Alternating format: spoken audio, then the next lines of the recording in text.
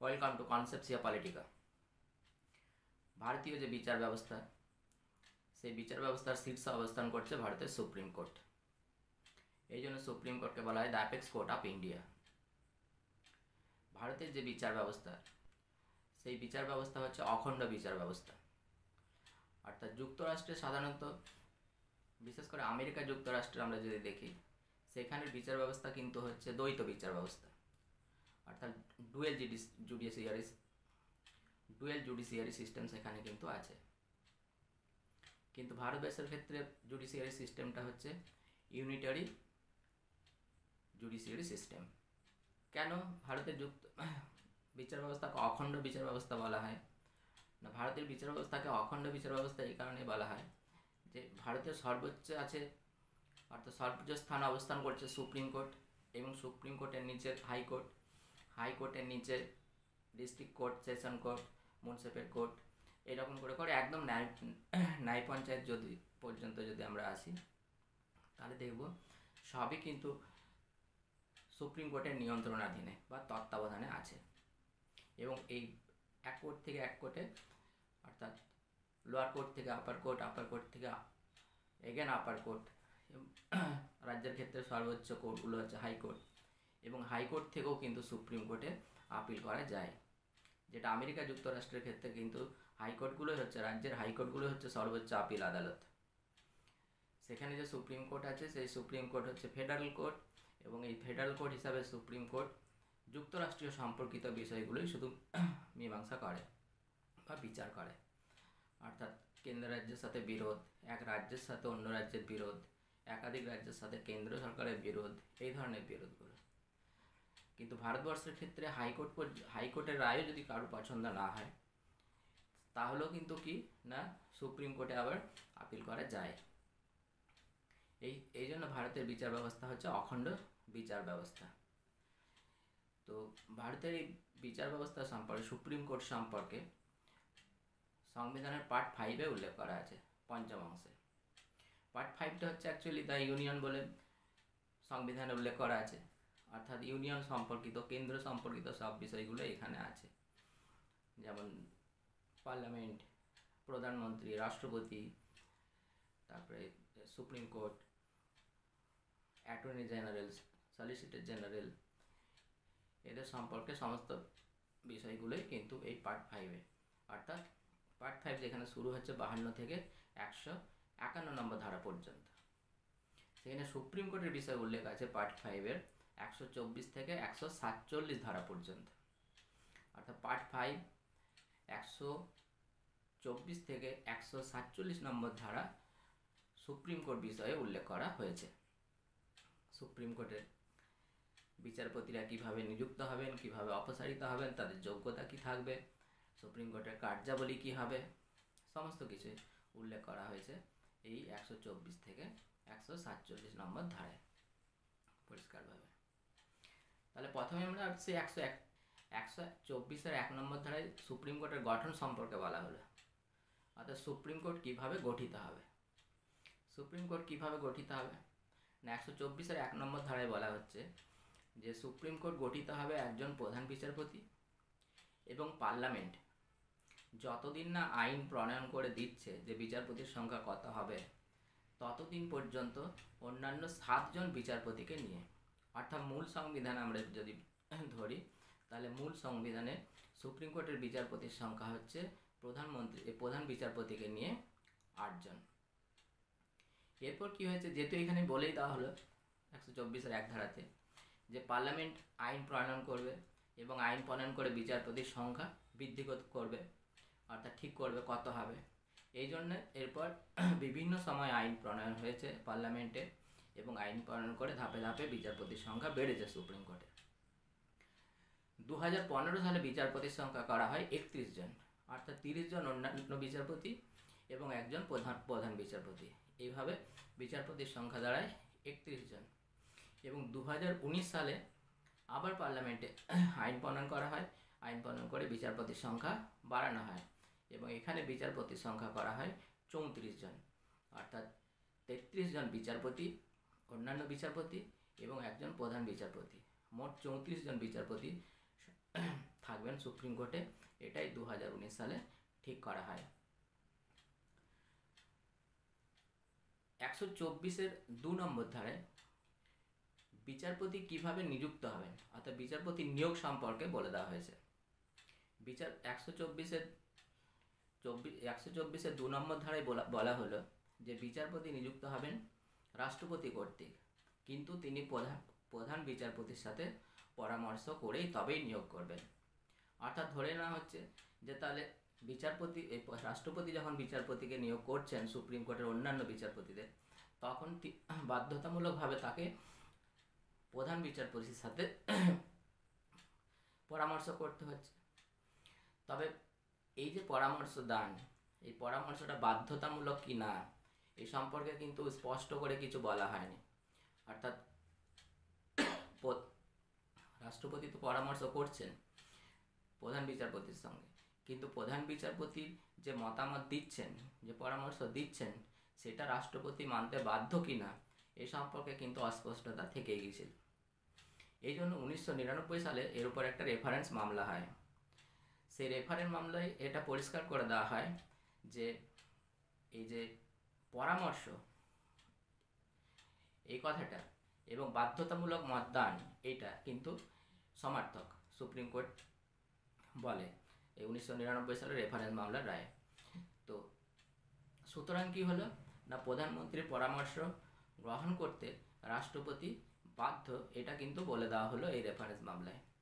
সাথে সাথে এও বলে দেওয়া হলো যে প্রধান বিচারপতি যে পরামর্শ দেবেন সেই সিদ্ধান্ত কিন্তু প্রধান বিচারপতি একাই নিতে পারবেন না।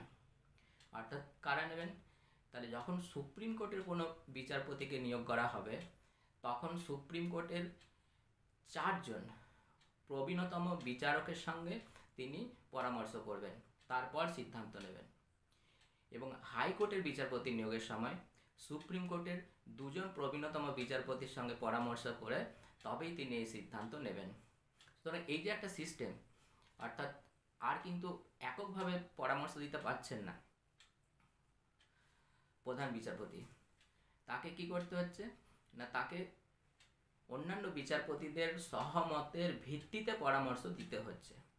সুতরাং এই সিস্টেমটা হচ্ছে কলেজিয়াম সিস্টেম। এখন কিন্তু কি হচ্ছে না, প্রধান বিচারপতি এককভাবে কোনো পরামর্শ দিতে পারছেন না। কলেজিয়ামে যে সিদ্ধান্ত নেওয়া হবে, অর্থাৎ কাকে নিয়োগ করা হবে বা কাকে নিয়োগ দেওয়া যাবে,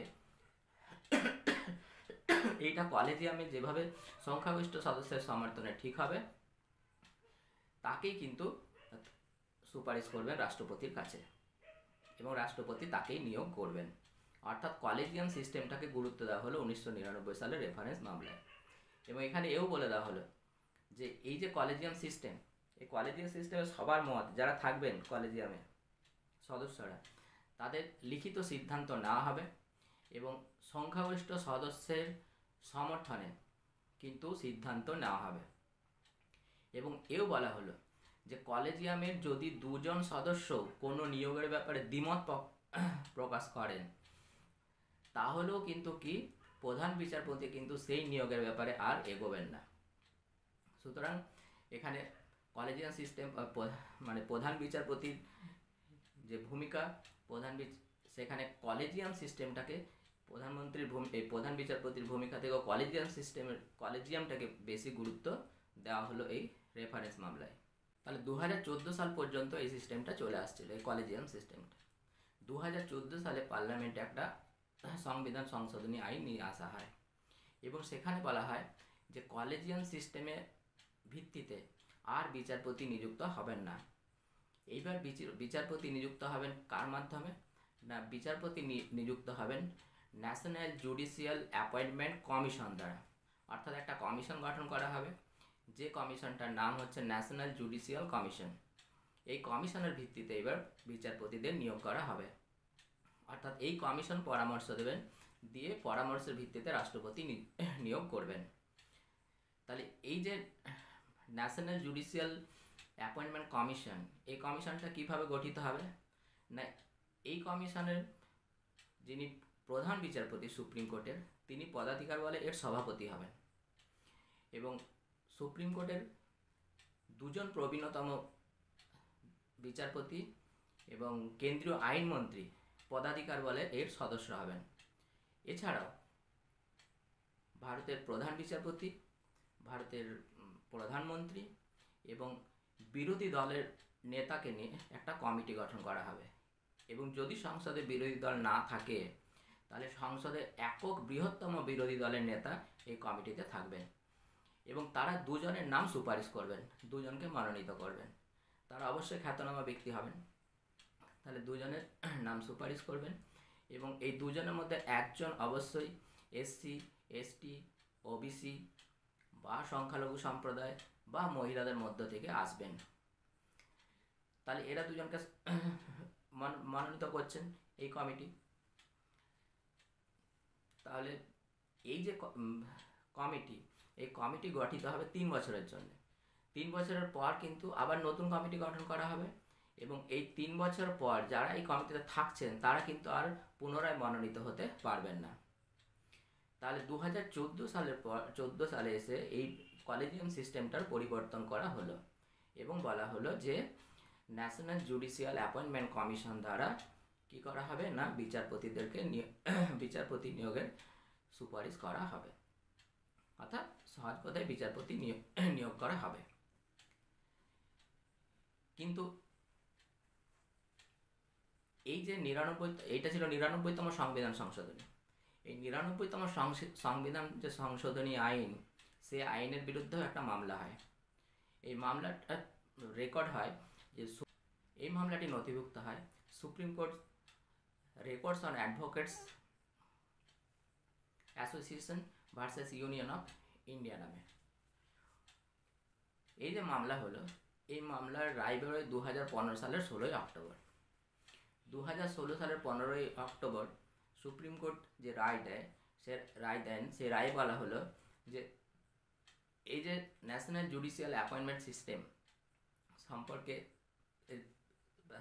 সিস্টেমের মাধ্যমে যে নিয়োগের কথা বলা হচ্ছে এই 99তম সংবিধান সংশোধনীতে, সেইটা কিন্তু সেখানে কিন্তু রাজনৈতিক হস্তক্ষেপের অবকাশ আছে এবং বিচারপতি নিয়োগের ক্ষেত্রে রাজনৈতিক হস্তক্ষেপকে কখনোই বাঞ্ছনীয় বলে গ্রহণ করা উচিত নয়। সেই জন্য সুপ্রিম কোর্ট কী করে না, এই 99তম সংবিধান সংশোধনী আইনটাকে বাতিল করে দেয় এবং বাতিল করে দিয়ে বলে দেওয়া হয় যে সুপ্রিম কোর্টের বিচারপতি নিয়োগের ক্ষেত্রে সুপ্রিম কোর্টের প্রধান বিচারপতির ভূমিকা যেমন ছিল সেই রকমই থাকবে। সুতরাং যেটা হলো বর্তমানে যে ব্যবস্থাটা প্রচলিত আছে সেটা হচ্ছে কি না, সেটা হচ্ছে যে ওই 1999 সালের যে রেফারেন্স মামলার ভিত্তিতে কলেজিয়াম সিস্টেম গড়ে উঠেছিল, সেই কলেজিয়াম সিস্টেমের মাধ্যমেই কিন্তু এখন বিচারপতিরা নিযুক্ত হন। সুতরাং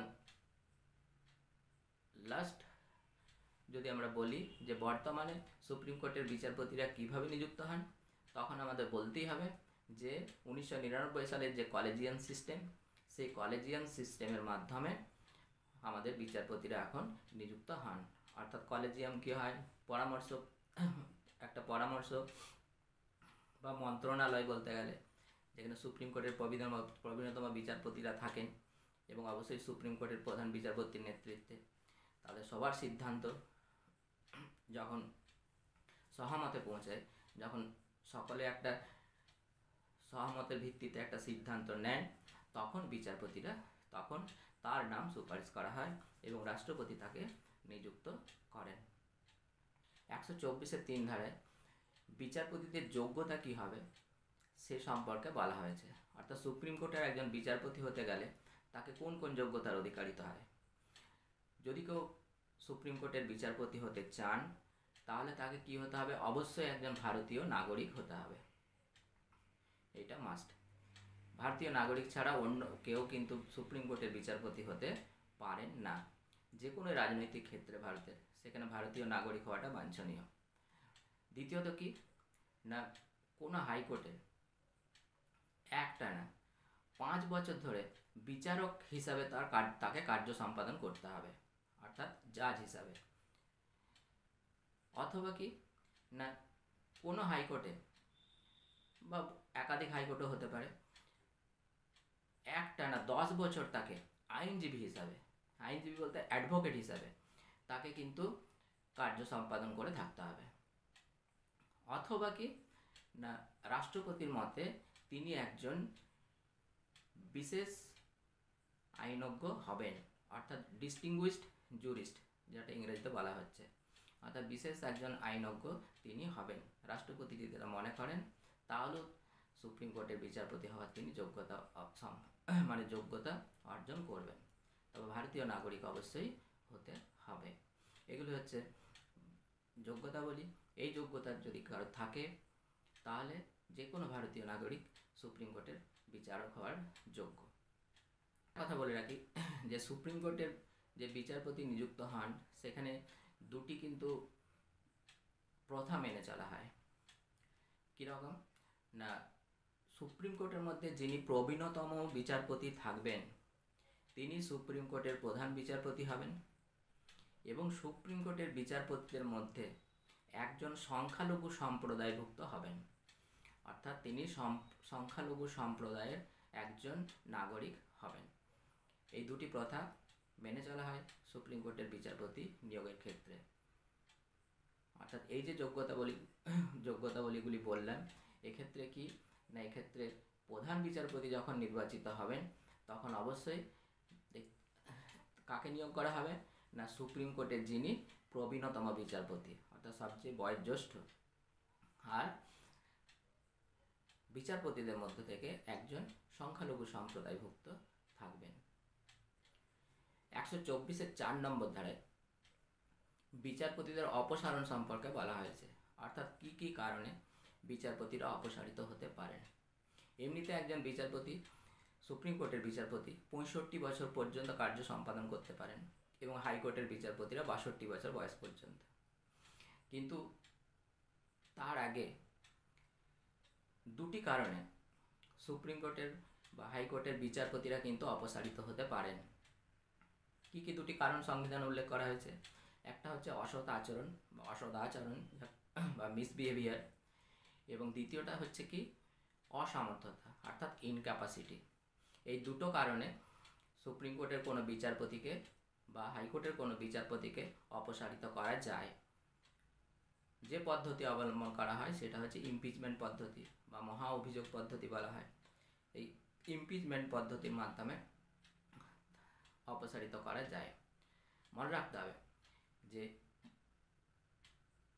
সুপ্রিম কোর্টকে যে ক্ষমতা দেওয়া হয়েছে, অ্যাকচুয়ালি তো ওয়াচ টাওয়ার সুপ্রিম কোর্ট, সব কিছু রক্ষা করতে, নাগরিকের অধিকার, নাগরিকের স্বাধীনতা, যুক্তরাষ্ট্রীয় কাঠামো, তারপরে আইনসভার স্বৈরাচারী যাতে না হয় তা রোধ করার ক্ষমতা, শাসন বিভাগ যদি স্বৈরাচারী না হয়ে যায় তাকে নিয়ন্ত্রণ করার ক্ষমতা, প্রভূত ক্ষমতা দেওয়া হয়েছে সুপ্রিম কোর্টে।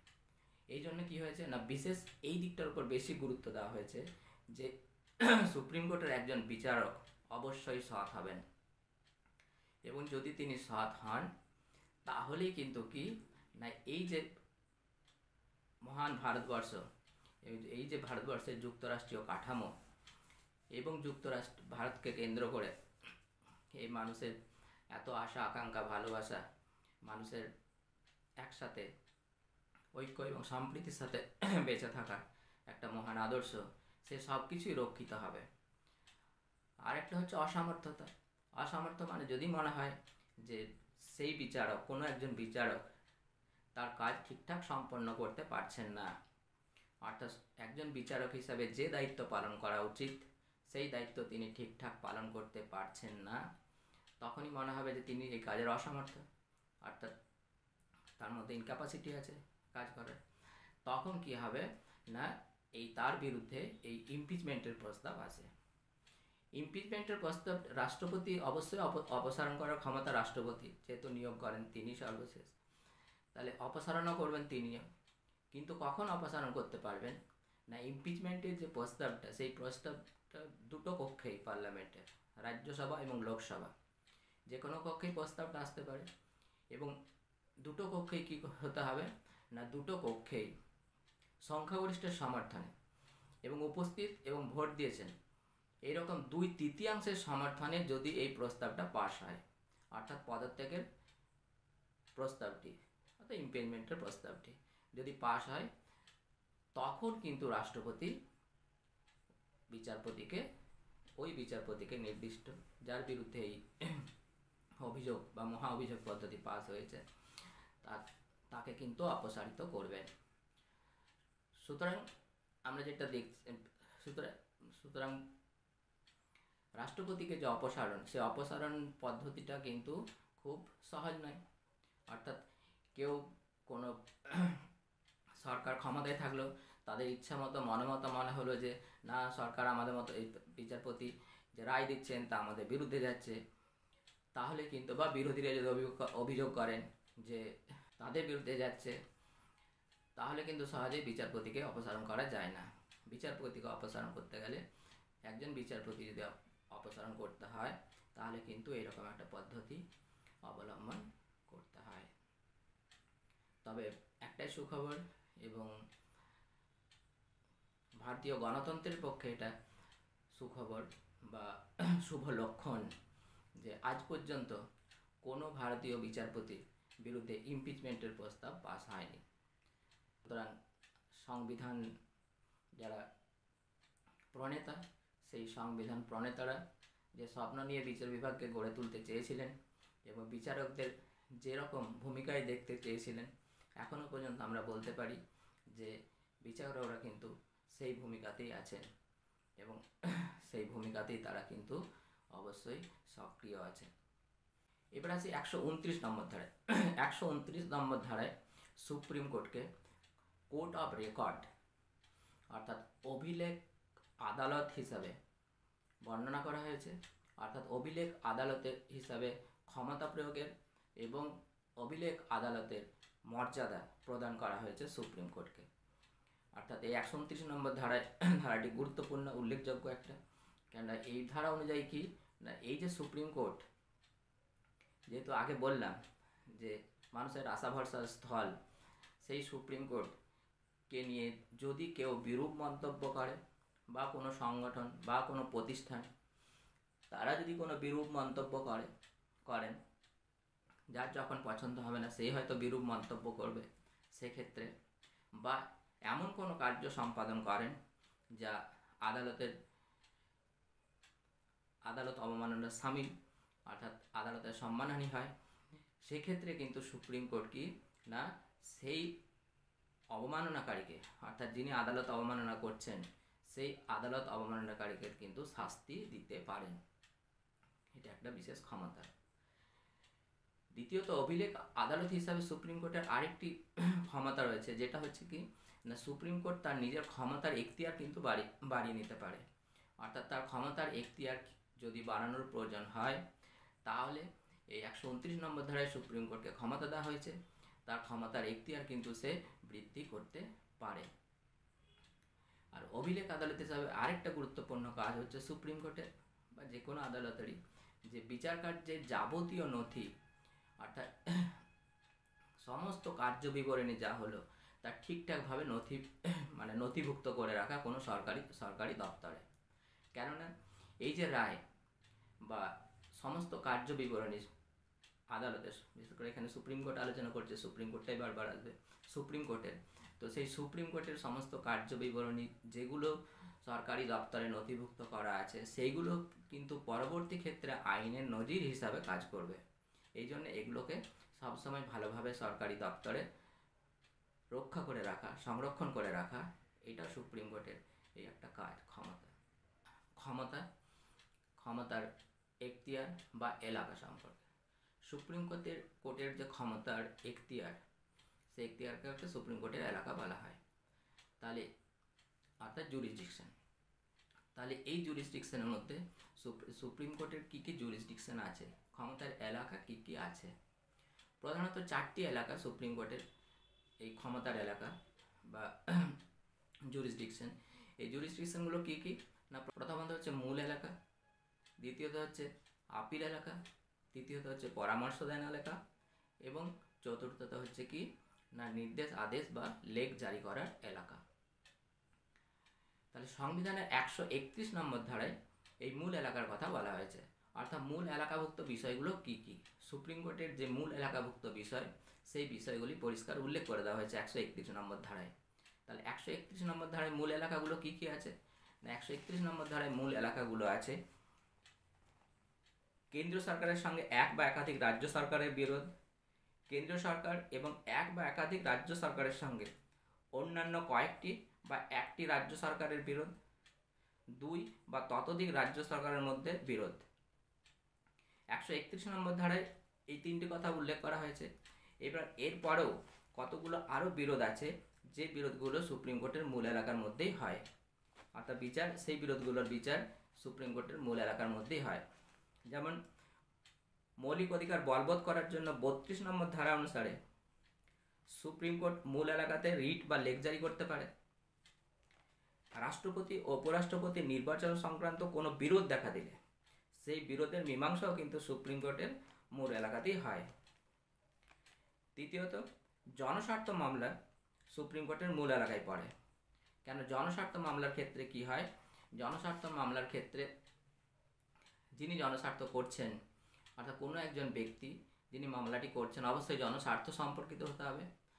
তিনি কিন্তু কি সোজাসুজি সুপ্রিম কোর্টের প্রধান বিচারপতিকে একটা চিঠি লিখতে পারেন এবং চিঠি লিখে মামলা কিন্তু শুরু করতে পারেন। এক্ষেত্রে কিন্তু বিশেষ কোনো আনুষ্ঠানিক পদ্ধতির প্রয়োজন হয় না। সুতরাং এটাও কিন্তু মূল এলাকার মধ্যেই পড়ে। সুপ্রিম কোর্টের মূল এলাকা, এই মূল এলাকাগুলোর উপর আবার কতগুলো বিধিনিষেধ আছে, অর্থাৎ কতগুলো বিষয় আছে যেগুলো মনে হবে যে মূল এলাকার মধ্যেই পড়া উচিত কিন্তু মূল এলাকার মধ্যে পড়ে না। যেমন কোনগুলো, যে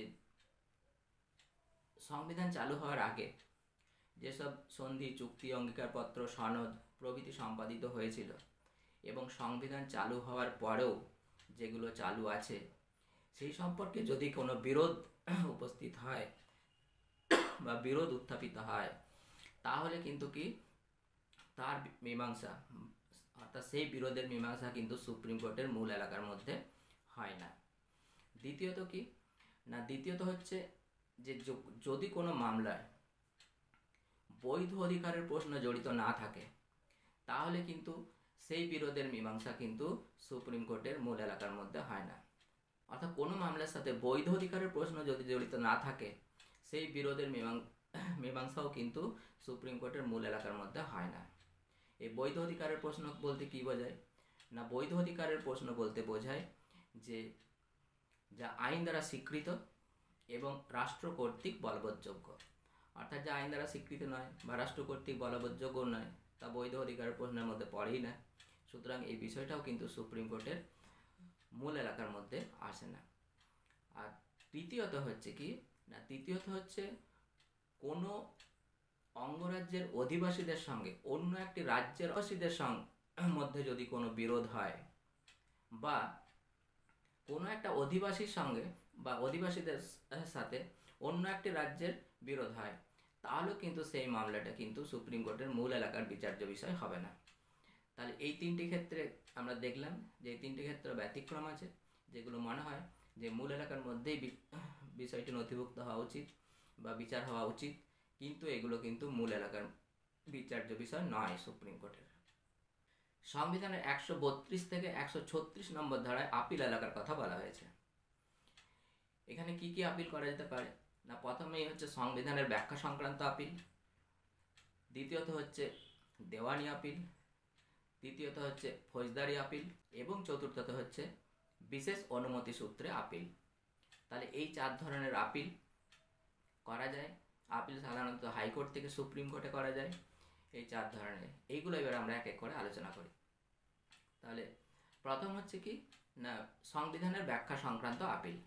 এই সংবিধানের ব্যাখ্যা সংক্রান্ত আপিলের ব্যাপারে 132 নম্বর ধারায় বলা হয়েছে। 132-এর 1 নম্বর ধারায়, কেন 132 নম্বর ধারায় আপিল এলাকা বলে উল্লেখ করা হয়েছে এবং 132-এর 1 নম্বর ধারায় এই সংবিধানের ব্যাখ্যা সংক্রান্ত আপিলের কথা বলা হয়েছে। 132 নম্বর ধারায় বলা হয়েছে দেওয়ানি, ফৌজদারি বা অন্যান্য মামলার ক্ষেত্রে যদি হাইকোর্ট এই মর্মে একটি সার্টিফিকেট দেয় যে মামলার সাথে সংবিধানের ব্যাখ্যা সংক্রান্ত কোনো বিষয় জড়িত আছে তাহলে কিন্তু কি না সুপ্রিম কোর্টে সেই ক্ষেত্রে আপিল করা যায়।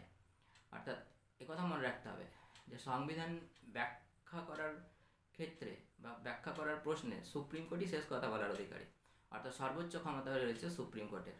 সুতরাং কোনো রায়কে কেন্দ্র করে বা কোনো বিরোধকে কেন্দ্র করে যদি এটা মনে করে হাইকোর্ট যে এ ব্যাপারে সংবিধানের ব্যাখ্যা প্রয়োজন, তাহলে সেই ব্যাখ্যার চূড়ান্ত রায় আমরা অবশ্যই আশা করব সুপ্রিম কোর্টের কাছে। এই জন্য কি না, অবশ্যই সেক্ষেত্রে কি না, হাইকোর্ট একটা সার্টিফিকেট দেবেন এবং সেই সার্টিফিকেটের ভিত্তিতে কি না সুপ্রিম কোর্টে আপিল করা যাবে।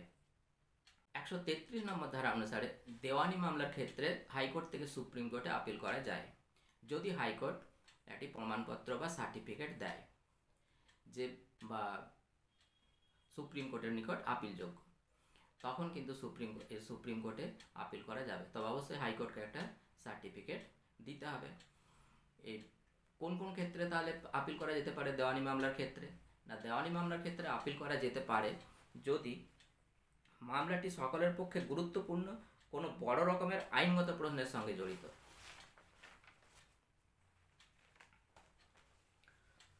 কিংবা হাইকোর্টের মতে সুপ্রিম কোর্টের দ্বারা এই প্রশ্নটির মীমাংসা হওয়া প্রয়োজন। বা দেওয়ানি মামলায় হাইকোর্টের রায়ের বিরুদ্ধে এই যুক্তিতে আপিল করা যায় যে মামলাটিতে সংবিধানের ব্যাখ্যা সংক্রান্ত বড় ধরনের এক আইনগত মীমাংসা সঠিকভাবে করা হয়নি। এই তিনটি কারণে কিন্তু কি না দেওয়ানি মামলার ক্ষেত্রে হাইকোর্ট থেকে সুপ্রিম কোর্টে কিন্তু আপিল করা যায়। তবে অবশ্যই হাইকোর্টকে একটা সার্টিফিকেট দিতে হবে। একটা কথা মনে রাখতে হবে যে 133 নম্বর ধারা এটা পরিষ্কার করে দেওয়া হয়েছে যে সুপ্রিম কোর্টের একজন বিচারপতির রায়ের বিরুদ্ধে কিন্তু সুপ্রিম কোর্টে আপিল করা যায় না। অর্থাৎ একজন বিচারপতি বলতে সিঙ্গেল বেঞ্চের রায়ের বিরুদ্ধে সুপ্রিম কোর্টে আপিল করা যায় না। তাহলে সুপ্রিম কোর্টে আপিল যদি করতে হয় তাহলে সবসময় হাইকোর্টের ডবল বেঞ্চ বা যাকে বলে ডিভিশন বেঞ্চ, সেই ডিভিশন বেঞ্চের রায়ের বিরুদ্ধে করতে হবে। তাহলে হাইকোর্টের একজন সিঙ্গেল বেঞ্চের রায় যদি কারো পছন্দ না হয় তাকে হাইকোর্টের ডিভিশন বেঞ্চে যেতে হবে। এইবার ডিভিশন বেঞ্চে যে রায় দেবে তাও যদি পছন্দ না হয় তাহলে তখন কিন্তু তিনি বা কোনো ব্যক্তি হতে পারে, কোনো প্রতিষ্ঠান হতে পারে, কোনো সংগঠন হতে পারে, সংঘ হতে পারে, তাহলে তখন কিন্তু সেক্ষেত্রে সুপ্রিম কোর্টে আপিল করা যাবে, আদারওয়াইজ কিন্তু যাবে না। 134 নম্বর ধারা অনুসারে হাইকোর্ট ফৌজদারি মামলার ক্ষেত্রে যে রায় দেয় সেই রায়ের বিরুদ্ধে সুপ্রিম কোর্টে আপিল করা যাবে যদি, কখন করা যাবে না, এক্ষেত্রে কতগুলো বিষয় উল্লেখ করা হয়েছে যে এই ক্ষেত্রে সুপ্রিম কোর্টে আপিল করা যাবে। সেগুলো কি না, সেগুলো হচ্ছে যেখানে হাইকোর্ট তার কাছে করা আপিলে অভিযুক্ত ব্যক্তির খালাসের আদেশ বদলে দিয়ে মৃত্যুদণ্ডের আদেশ দেয়, অথবা যেখানে হাইকোর্ট অধস্তন কোনো আদালত থেকে মামলা তুলে নিয়ে এসে নিজে তার বিচার করে এবং অভিযুক্ত ব্যক্তিকে দোষী সাব্যস্ত করে তাকে মৃত্যুদণ্ড দেয়, অথবা হাইকোর্ট যদি সার্টিফিকেট দেয় এবং তাতে লিখে দেয় যে মামলাটি সুপ্রিম কোর্টে আপিল করার উপযুক্ত, তাহলে এই তিনটি ক্ষেত্রে আপিল করা যায়। এছাড়াও আর কতগুলো ক্ষেত্রে আপিল করা যাবে যেগুলো পরবর্তী ক্ষেত্রে যোগ হয়েছে, যেমন সেগুলো কি না, হাইকোর্ট যদি আপিলের মামলায় খালাসের আদেশ বদলে দিয়ে অভিযুক্তকে যাবজ্জীবন কারাদণ্ড দেয় অথবা 10 বছরের কারাদণ্ড দেয় তাহলে সুপ্রিম কোর্টে আপিল করা যাবে। হাইকোর্ট যদি অধস্তন আদালত থেকে বিচারের জন্য মামলা নিজের কাছে তুলে নিয়ে অভিযুক্তকে যাবজ্জীবন কারাদণ্ড দেয় অথবা 10 বছরের কারাদণ্ড দেয় তাহলে সুপ্রিম কোর্টে আপিল করা যাবে। তাহলে এই সব ক্ষেত্রে এই যে বিষয়গুলো উল্লেখ করা হলো যে ফৌজদারি মামলার ক্ষেত্রে বিশেষ করে যখন হাইকোর্ট কোনো বিচারের রায়ে মৃত্যুদণ্ড দেয় বা যাবজ্জীবন কারাদণ্ড দেয় বা অধস্তন আদালত থেকে কোনো মামলা নিজে তুলে নিয়ে বিচার করে তাকে মৃত্যুদণ্ড দিল বা যাবজ্জীবন কারাদণ্ড দিল, এইসব ক্ষেত্রে সাধারণত কি না হাইকোর্ট থেকে সুপ্রিম কোর্টে আপিল করা যায়। 136 নম্বর ধারায় বিশেষ অনুমতি সূত্রে আপিলের কথা বলা হয়েছে। 136 নম্বর ধারায় কি বলা হয়েছে না, 136 নম্বর ধারায় বলা হয়েছে সুপ্রিম কোর্ট নিজের উদ্যোগে অর্থাৎ স্বেচ্ছাধীনভাবে যে কোনো আদালত বা ট্রাইব্যুনালের দেওয়া রায়, আদেশ বা দণ্ডাদেশের বিরুদ্ধে তার কাছে আপিল করার বিশেষ অনুমতি দিতে পারে। এই অনুমতি পেলে শুধু হাইকোর্ট নয়, তার অধস্তন যে কোনো আদালতের রায়ের বিরুদ্ধে সুপ্রিম কোর্টে আপিল করা যায়। তাহলে বিশেষ অনুমতি সূত্রে আপিল, এই যে ক্ষমতা সুপ্রিম কোর্টের, এই ক্ষমতাটা একটা ব্যাপক ক্ষমতা। কেন না, এই যে বিশেষ অনুমতি দেওয়ার ক্ষেত্রে সুপ্রিম কোর্টের কারোর নির্দেশের প্রয়োজন হয় না। কারোর নির্দেশের যেমন প্রয়োজন হয় না, তেমনি কোনো শর্তও পূরণ করতে হয় না, অর্থাৎ কোনো শর্ত পালনেরও ব্যাপার কিন্তু থাকে না। এটা সুপ্রিম কোর্টের সম্পূর্ণ স্বেচ্ছাধীন ক্ষমতা। সুতরাং যে কোনো ব্যক্তিকে বা যে কোনো প্রতিষ্ঠানকে, যে কোনো সংগঠনকে সুপ্রিম কোর্ট বিশেষ অনুমতি দিতে পারে যে সুপ্রিম কোর্টে আপিল করতে পারে। অর্থাৎ সুপ্রিম কোর্টে আপিল করার জন্য বিশেষ অনুমতি কিন্তু সুপ্রিম কোর্ট যে কাউকে দিতে পারে। এটা সুপ্রিম কোর্টের একেবারে স্বেচ্ছাধীন ক্ষমতা। এক্ষেত্রে কারোর কোনো নিয়ন্ত্রণ কিন্তু থাকে না। 143 নম্বর ধারায় সুপ্রিম কোর্টে পরামর্শদান এলাকার কথা বলা হয়েছে। 143 নম্বর ধারা অনুসারে রাষ্ট্রপতি যদি মনে করেন যে এমন কিছু আইনগত প্রশ্ন বা তথ্য উঠে এসেছে যা জনস্বার্থে খুবই গুরুত্বপূর্ণ এবং এ বিষয়ে সুপ্রিম কোর্টের মতামত জানানো উচিত, তখন তিনি এ বিষয়ে সুপ্রিম কোর্টের মতামত চাইতে পারেন। তবে এই যে 143-এর 1 নম্বর ধারায় যে এই পরামর্শের কথা বলা হলো, এইটা কিন্তু সুপ্রিম কোর্ট এই ব্যাপারে পরামর্শ দিতে কিন্তু বাধ্য নন। কেননা একটা উদাহরণ যদি দিই, 1993 সালে রাম মন্দির বাবরি মসজিদকে নিয়ে একটা রেফারেন্স মামলা হয়েছিল। অর্থাৎ 143 নম্বর ধারায় যে ব্যাপারটা, সেই ব্যাপারটাকে রেফারেন্স মামলা বলা হয়। অর্থাৎ রাষ্ট্রপতি যখন জানতে চাইছেন যে কোনো একটা বিশেষ আইনগত প্রশ্ন উঠেছে বা তথ্যগত যা জনস্বার্থে এখনই সুপ্রিম কোর্টের মতামত দেওয়া উচিত, তখন এই বিষয়টা, এই পরামর্শের ব্যাপারটা কিন্তু তখন রেফারেন্স মামলা হিসাবে পরিগণিত করা হয়। অর্থাৎ এই রেফারেন্স মামলার সম্পর্কে সুপ্রিম কোর্ট কিন্তু পরামর্শ দিতে বাধ্য নন। কেন, 1993 সালে রাম মন্দির বাবরি মসজিদকে কেন্দ্র করে যে রেফারেন্স মামলা সুপ্রিম কোর্টের কাছে এসেছিল, অর্থাৎ সুপ্রিম কোর্টের মতামত জানতে চাওয়া হয়েছিল, সেক্ষেত্রে সুপ্রিম কোর্ট কিন্তু কোনো মতামত জানায়নি। আবার 143-এর 2 নম্বর ধারায় কি বলা হয়েছে না, সংবিধান চালু হওয়ার আগে যেসব সন্ধি, চুক্তি, অঙ্গীকারপত্র বা সনদ প্রভৃতি সম্পাদিত হয়েছিল এবং যেগুলি এখনও প্রচলিত আছে, অর্থাৎ সেই সম্পর্কে যদি কোনো বিরোধ সৃষ্টি হয়, সেক্ষেত্রে যদি সুপ্রিম কোর্টের পরামর্শের প্রয়োজন হয়, তখন রাষ্ট্রপতি কিন্তু পরামর্শের জন্য সুপ্রিম কোর্টের নিকট পাঠাতে পারেন। এই ক্ষেত্রে এই 143-এর 2 নম্বর ধারার ক্ষেত্রে কিন্তু পরামর্শ দিতে সুপ্রিম কোর্ট বাধ্য। অর্থাৎ 143-এর 1 ধারা যেটা আছে, যেটা রেফারেন্স মামলা, সেই ক্ষেত্রে কিন্তু সুপ্রিম কোর্ট বাধ্য নয় পরামর্শ দিতে। কিন্তু 143-এর 2 নম্বর ধারায় যে পরামর্শের কথা বলা হলো, অর্থাৎ যেসব সন্ধি চুক্তি আগে হয়েছিল সেগুলো এখনও যেগুলো কার্যকর আছে, সেই সম্পর্কে যদি কোনো কনফ্লিক্ট হয়, বিরোধ দেখা দেয়, তাহলে কি হবে, বা সমস্যার সৃষ্টি হয়েছে এমন, সেক্ষেত্রে যদি রাষ্ট্রপতি পরামর্শ চান, তখন কিন্তু সুপ্রিম কোর্ট পরামর্শ দিতে বাধ্য থাকবেন। সংবিধানের 32 নম্বর ধারায় সুপ্রিম কোর্টকে আদেশ, নির্দেশ বা লেখ জারি করার ক্ষমতা কিন্তু দেওয়া হয়েছে। অর্থাৎ নাগরিকের মৌলিক অধিকার রক্ষার্থে বা ভারতীয়দের মৌলিক অধিকার রক্ষার্থে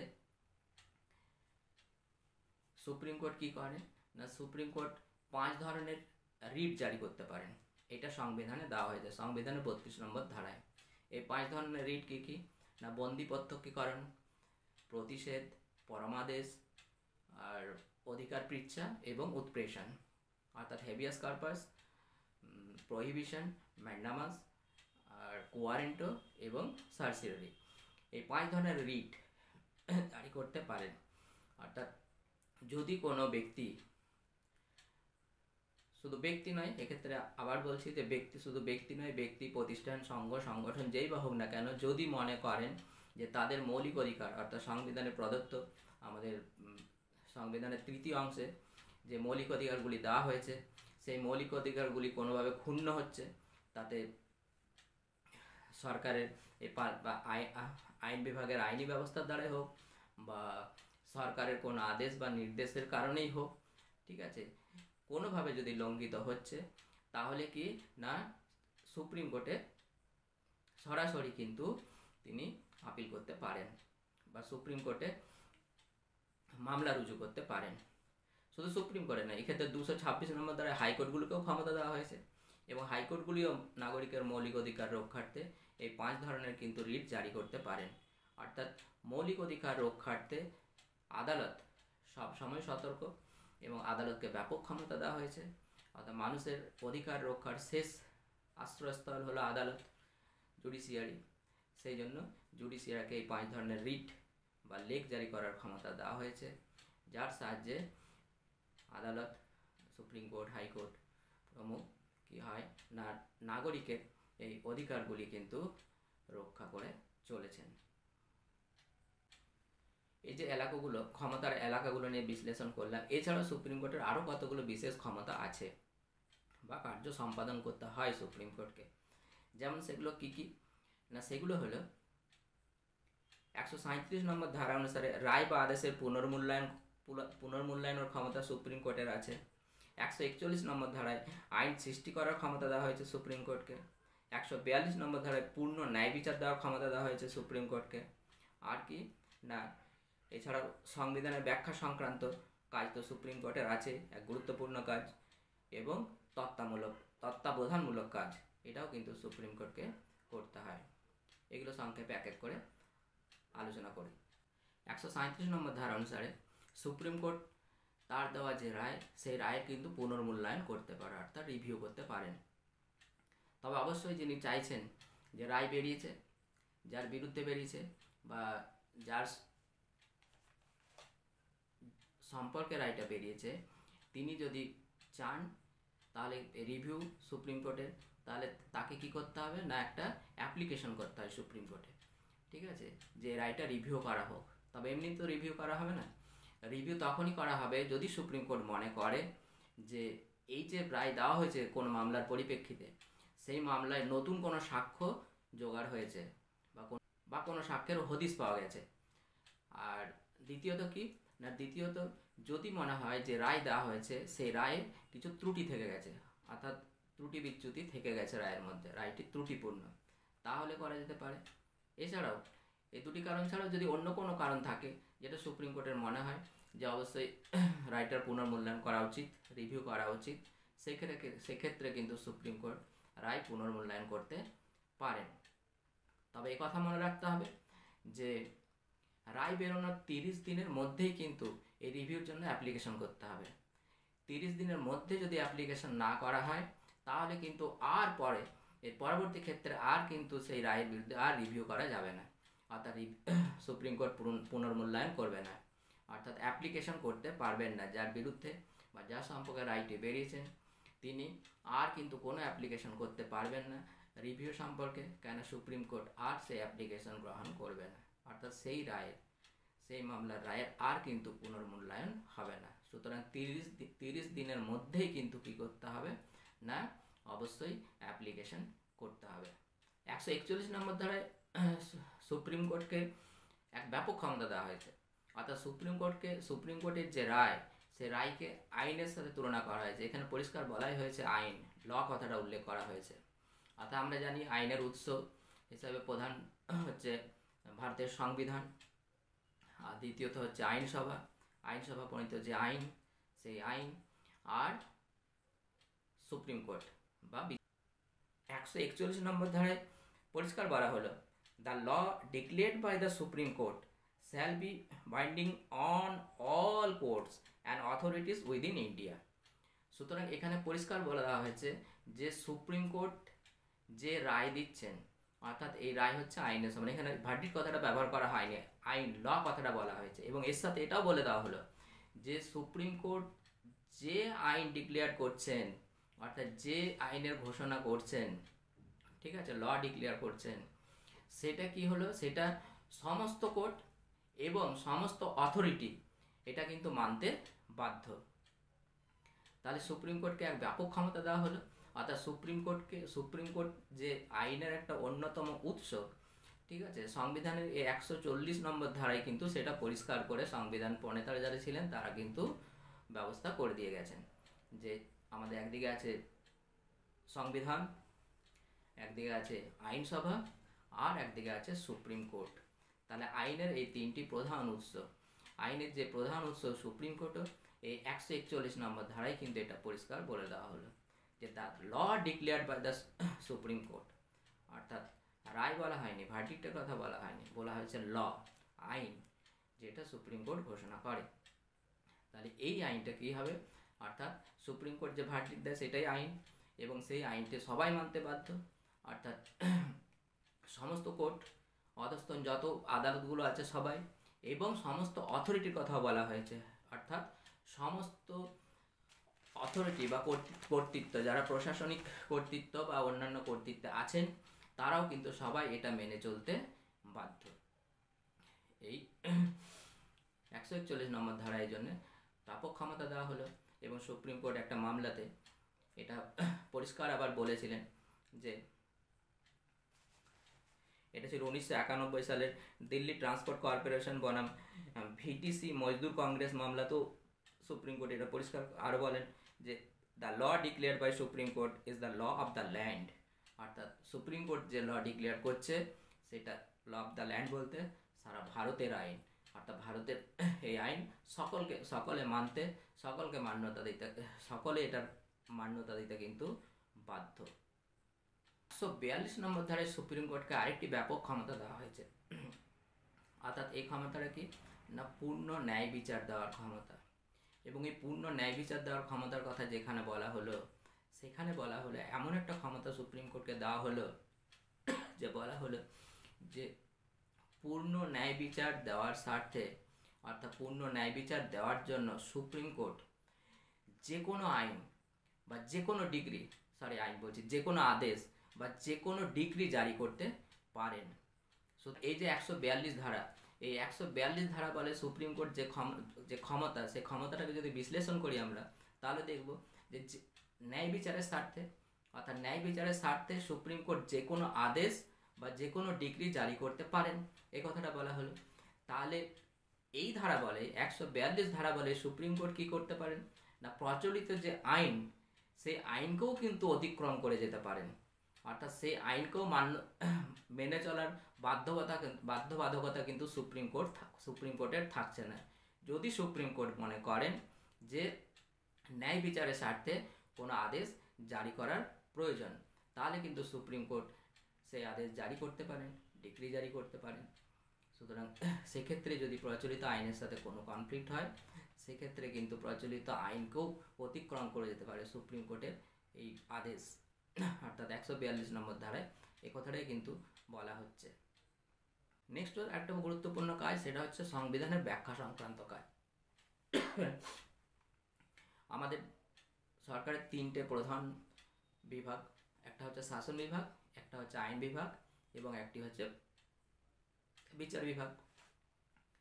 আইন বিভাগ আইন প্রণয়ন করে, শাসন বিভাগ কী করে, সেই আইনকে রূপায়ণ করে, আর বিচার বিভাগ কী করে, সেই যে আইন প্রণীত হলো সেই আইনটা সংবিধান মেনে হলো কি না, বা আইন যখন প্রণয়ন করা হচ্ছে সেই প্রণয়নের স্বার্থে সরকার যখন শাসন বিভাগ কোনো আদেশ বা নির্দেশ দিচ্ছে, সেই নির্দেশ বা আদেশ সংবিধান মেনে দিচ্ছেন কি না সেইটা কিন্তু বিচার করে দেখার, অর্থাৎ তার বৈধতা বিচার করার ক্ষমতা কিন্তু ভারতের সুপ্রিম কোর্টের আছে।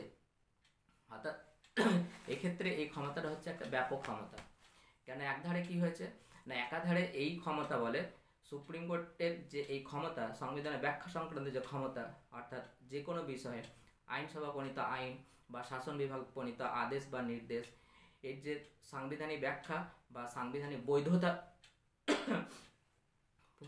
বৈধতা বিচার করার যে ক্ষমতা, সেই ক্ষমতা বলেই কিন্তু কি, অর্থাৎ সুপ্রিম কোর্টের সেই ক্ষমতা আছে বলেই কি না, আছে বলেই কিন্তু আইনসভা যখন তখন যে কোনো আইন প্রণয়ন করতে পারে না। নাহলে যখন যে দল আসবে সরকারে, অর্থাৎ সরকারে যে দল আসবে আইনসভায়, তারাই সংখ্যাগরিষ্ঠ অবশ্যই হবেন।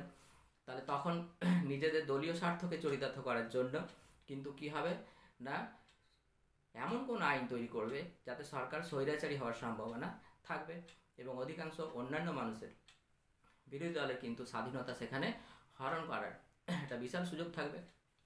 যাতে সেটা না হয়, বা শাসন বিভাগ, সরকার একক মেজরিটি, ব্যাপক মেজরিটি নিয়ে এসছে, যখন যে কোনো আদেশ নির্দেশ জারি করে দিচ্ছে, সেটা যাতে না হয়, অর্থাৎ স্বৈরাচারী যাতে না হয়ে যেতে পারে, সেই জন্য এই ক্ষমতাটা সুপ্রিম কোর্টকে দেওয়া হয়েছে। অর্থাৎ সুপ্রিম কোর্ট কি হচ্ছে না, সুপ্রিম কোর্ট এখানে কি বলবো, একটা ওয়াচ টাওয়ারের কাজ করে, অর্থাৎ প্রহরীর মতো কাজ করছে। আইনসভার প্রতি সবসময় দৃষ্টি রেখেছে যে তুমি আইন ঠিক মতো প্রয়োগ করছো কি না, সংবিধান মেনে করছো কি না। শাসন বিভাগের প্রতি তীক্ষ্ণ দৃষ্টি রেখেছে যে তুমি শাসন কার্য সংবিধান উপায়ে চালাচ্ছ কি না, সংবিধান মেনে চালাচ্ছ কি না, অর্থাৎ যেসব আদেশ নির্দেশ জারি করছো সেই সব সংবিধান মেনে করছো কি না। অর্থাৎ সংবিধান মেনেই যদি এগুলো হয়, তাহলে কি হবে না, মানুষের অধিকার রক্ষা হবে, মানুষের স্বাধীনতা রক্ষা হবে, ভারতের ঐক্য এবং সম্প্রীতি রক্ষা হবে, এটা সুনিশ্চিত। তবে এখানে একটা কথা বলে রাখা উচিত যে সংবিধানের ব্যাখ্যা সংক্রান্ত যে ক্ষমতা বা এই যে আইনের বা শাসন বিভাগ আদেশ নির্দেশের বৈধতা বিচারের যে ক্ষমতা, এটাকে বলা হয় জুডিশিয়াল পাওয়ার অফ রিভিউ, অর্থাৎ বিচার বিভাগীয় সমীক্ষার ক্ষমতা। এই বিচার বিভাগীয় সমীক্ষার যে ক্ষমতা, এর দুটো দিক আছে কিন্তু। একটাকে বলা হয় আইনের যথাবিহিত পদ্ধতি, আরেকটা হচ্ছে আইন নির্দিষ্ট পদ্ধতি। আইনের যথাবিহিত পদ্ধতি, এটা ইংরেজিতে বলা হয় প্রসিডিউর এস্টাবলিশড বাই ল। আরেকটা হচ্ছে ডিউ প্রসেস অফ ল, অর্থাৎ এটা হচ্ছে আইন নির্দিষ্ট পদ্ধতি। অর্থাৎ এই ক্ষমতা বলে কি করতে পারে না, কোনো আইন বা শাসন বিভাগের কোনো নির্দেশ বা আদেশ, সেটা সংবিধান মেনে হচ্ছে কি না, অর্থাৎ সাংবিধানিকতা বিচার করার ক্ষমতা কিন্তু সুপ্রিম কোর্টের আছে। অর্থাৎ ন্যায়সঙ্গতা এটা বিচার করছে, কিন্তু কোনো আদেশ বা নির্দেশ যদি ন্যায় নীতিবোধের বিরোধী হয়, তার বিচার করার ক্ষমতা কিন্তু সুপ্রিম কোর্টের ভারতের সুপ্রিম কোর্টের কিন্তু নেই। এটা কিন্তু আমেরিকা যুক্তরাষ্ট্রের সুপ্রিম কোর্টের আছে। সেই সুপ্রিম কোর্ট, আমেরিকা যুক্তরাষ্ট্রের সুপ্রিম কোর্টের এই ডিউ প্রসেস অফ ল, এই ক্ষমতাটা কিন্তু সংবিধান স্বীকৃত, ভারতের ক্ষেত্রে কিন্তু নেই। ভারতের ক্ষেত্রে একটা মেনকা গান্ধী কেসে বলা হয় যে ডিউ প্রসেস অফ লকে করা হয়েছিল, ইম্পোজ করা হয়েছিল, কিন্তু সাংবিধানিক দিক দিয়ে আমরা যদি দেখি, সেখানে কিন্তু ডিউ প্রসেস অফ ল, এইটা কিন্তু ভারতীয় সুপ্রিম কোর্ট এই ক্ষমতাটা ভোগ করে না। অর্থাৎ যদি কোনো আইন সংবিধান মেনে হচ্ছে কি হচ্ছে না, এটা বিচার করবে সুপ্রিম কোর্ট। শাসন বিভাগের কোনো আদেশ বা নির্দেশ সংবিধান মেনে হচ্ছে কি হচ্ছে না, সেটা বিচার করবে সুপ্রিম কোর্ট, অর্থাৎ রুল অফ ল এস্টাবলিশ করবে। কিন্তু কোনো আদেশ বা নির্দেশ বা কোনো আইন যদি ন্যায় নীতিবোধের বিরোধী হয়, অর্থাৎ সকল ভারতীয়কে এখন যদি বলে দেওয়া হয় যে দাঁড়িয়ে রাখলে ট্যাক্স দিতে হবে, এটা কি, এটা হচ্ছে ন্যায় নীতিবোধের বিরোধী, তাহলে এক্ষেত্রে কিন্তু সুপ্রিম কোর্টের কোনো ক্ষমতা নেই এটার বিচার করার, যেটা আমেরিকার সুপ্রিম কোর্টের আছে। ঠিক আছে, সেখানে ডিউ প্রসেস অফ ল আছে। তবে ভারতীয় সংবিধান কিন্তু ব্যক্তি স্বাধীনতা, 19 নম্বর ধারায় যে ব্যক্তি স্বাধীনতার কথা বলা হয়েছে, বা 21 নম্বর ধারায় জীবন ও স্বাধীনতার কথা, অধিকারের কথা বলা হয়েছে, সেই দিক দিয়ে বিচার করেই কিন্তু এটাও নাকচ করে দিতে পারে, মানে পারেন এই আইন বা নির্দেশটাকেও। যাই হোক, যে এটা মনে রাখতে হবে যে ভারতের সুপ্রিম কোর্ট সংবিধানের ব্যাখ্যা সংক্রান্ত ব্যাপক ক্ষমতা ভোগ করে, এবং সংবিধানের ব্যাখ্যার ক্ষেত্রে শেষ কথা বলার অধিকারী হচ্ছে সুপ্রিম কোর্ট। কেননা আমাদের ওই যে বললাম যে শাসন বিভাগ, আইন বিভাগ এবং বিচার বিভাগ, এই তিনটে বিভাগ যাতে ঠিকঠাক কাজ করে এবং এই দুটো বিভাগ স্বৈরাচারী না হয়ে যেতে পারে, তার জন্য সবসময় সুপ্রিম কোর্ট একটা ওয়াচ টাওয়ার অর্থাৎ প্রহরীর কাজ করছে, কিন্তু সেখানে প্রহরী হিসাবে কিন্তু দাঁড়িয়ে আছে। নেক্সট একটা কাজ হচ্ছে তত্ত্বাবধানমূলক কাজ, অর্থাৎ সুপ্রিম কোর্ট এইসব গুরুত্বপূর্ণ কাজগুলো করার সাথে সাথেও অধস্তন যে কোর্টগুলো আছে সমস্ত কোর্টের কিন্তু তত্ত্বাবধায়ক হিসাবেও কাজ করেন, অর্থাৎ সেই কাজগুলো সেই কোর্টগুলোকে আদেশ নির্দেশ পাঠান কীভাবে কাজ করতে হবে না হবে, ঠিকঠাক কাজ হচ্ছে কি না হচ্ছে, কোনো বিচারপতি নিয়োগের ক্ষেত্রে নির্দেশ দেন। ঠিক আছে, এই সমস্ত ক্ষেত্রে তত্ত্বাবধান করা সুপ্রিম কোর্টের কিন্তু একটা কাজ সমস্ত আদালতগুলো। তাহলে এই যে ক্ষমতাগুলো, অর্থাৎ টোটাল যদি আমরা লক্ষ্য করি যে সুপ্রিম কোর্টের গঠন, বিচারপতিদের নিয়োগ, তাদের যোগ্যতা, তাদের অপসারণ পদ্ধতি এবং তা সুপ্রিম কোর্টকে ক্ষমতার যে এলাকা দেওয়া হয়েছে, এখতিয়ার দেওয়া হয়েছে, এই সমস্তগুলো যদি লক্ষ্য করি তাহলে দেখব যে আমাদের যারা সংবিধান প্রণেতা ছিলেন, সংবিধান রচয়িতারা, তারা কিন্তু যথেষ্ট অভিজ্ঞতা সম্পন্ন ছিলেন এবং যথেষ্ট দূরদৃষ্টি সম্পন্ন ছিলেন, এবং সেই হিসাবেই কিন্তু সুপ্রিম কোর্টকে গড়ে তুলতে চেয়েছিলেন যে সুপ্রিম কোর্ট অবশ্যই এমন ক্ষমতার অধিকারী হোক যাতে এই যে ভারত যুক্তরাষ্ট্র এবং এই যুক্তরাষ্ট্রের মধ্যে যে বৈচিত্র্যের মধ্যে যে ঐক্য, এইটা যদি ঠিকঠাক ধরে রাখতে চায়, অর্থাৎ ভারতের ঐক্য এবং সম্প্রীতি, সাম্প্রদায়িক সম্প্রীতি, এইগুলো যদি ঠিকঠাক বজায় থাকে, কোনো একনায়কতন্ত্রী সরকার বা কোনো স্বৈরাচারী সরকার বা স্বৈরাচারী শাসন বা একনায়কতন্ত্রী শাসন যাতে কায়েম না হয়ে যায়, এই জন্য সুপ্রিম কোর্টকে এক নিরপেক্ষ আদালত হিসাবে এবং অবশ্যই একটা পবিত্র প্রতিষ্ঠান হিসাবে গড়ে তুলতে চেয়েছিলেন। এবং এই জন্য আমরা যদি দেখি যে নিয়োগের ক্ষেত্রে বা তাদের অপসারণের ক্ষেত্রে বা তাদের যোগ্যতার ক্ষেত্রে খুব সতর্ক ছিলেন তারা। এবং যদি লক্ষ্য করি যে অপসারণের ক্ষেত্রে দুটো জিনিসকে খুব গুরুত্ব দিয়েছেন, আর অন্য কোনো কথা কিন্তু সংবিধানে বলা হয়নি। একটা হচ্ছে অসৎ আচরণ এবং একটা হচ্ছে ইনক্যাপাবিলিটি, অর্থাৎ মিসবিহেভিয়ার, ইনক্যাপাবিলিটি, অসৎ আচরণ এবং অসামর্থ্য।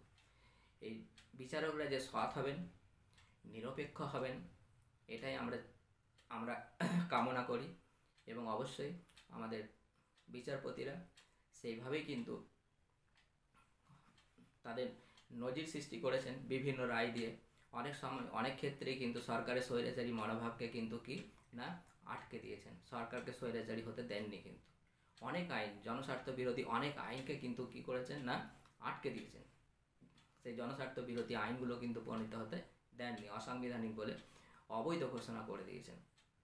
তাহলে আমরা আশা করব যে এরকম একটা মহান প্রতিষ্ঠান, যার উপর যা হচ্ছে ওই যে বললাম যে বিশেষ করে সাধারণ মানুষের শেষ আশ্রয়স্থল হচ্ছে, ভরসার জায়গা হচ্ছে এই আদালত। সুতরাং এই আদালত অবশ্যই যেমনভাবে তার কার্যক্রম করে আসছেন নিরপেক্ষভাবে এবং একটা পবিত্র প্রতিষ্ঠানের যেভাবে পবিত্রতা রক্ষা করে আসছেন, বিচারকদের কাছে আমরা এটাই আশা করব যে তারা এভাবেই চালিয়ে যাবেন, এভাবেই ওই প্রতিষ্ঠানটার পবিত্রতা রক্ষা করে চলবেন। এইটুকুই আমাদের আশা।